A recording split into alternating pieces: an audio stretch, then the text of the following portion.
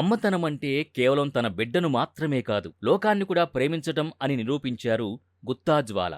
హైదరాబాద్, చెన్నై ప్రభుత్వాస్పత్రులకు ఈమె 60 లీటర్ల తల్లిపాలని విరాళంగా ఇచ్చారు. ఇది సామాన్యమైన విషయం కాదు. వందలాది శిశువుల ప్రాణాల్ని నిలబెట్టే చాలా గొప్ప పని. హైదరాబాద్, చెన్నై నగరాల్లోని ప్రభుత్వాస్పత్రులకి ఈ బ్యాడ్మింటన్ మాజీ ప్లేయర్ 60 లీటర్ల తల్లిపాలు అందజేశారు. ఎంతో మంది శిశువులకి ఇది అమృతంతో సమానం. ప్రసవం తర్వాత మొదటి సంవత్సరంలోనే ఇంత పెద్ద మొత్తంలో తన పాలను సేకరించి దానం చేసి గొప్ప మనసు చాటుకుంది గుత్తా జ్వాల. 100 మిల్లీలీటర్ల తల్లిపాలు 1 కిలో బరువున్న శిశువుకి కొన్ని రోజుల పాటు పౌష్టికాహారాన్ని అందించగలవు. అలాంటిది గుత్తా జ్వాల ఏకంగా 60 లీటర్ల తల్లిపాలనందించింది. వందల మంది శిశువుల ఆకలిని, పోషకాహార లోపాన్ని తీర్చింది.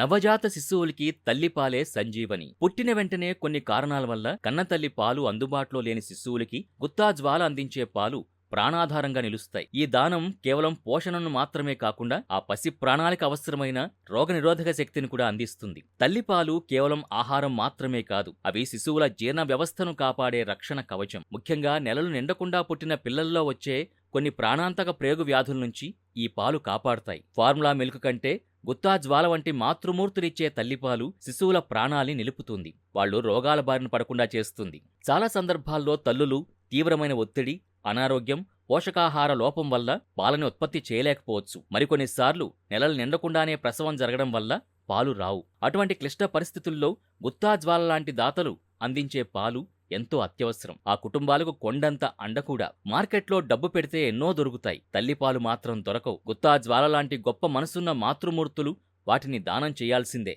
ఆ పాలకు వెలకట్టలేం.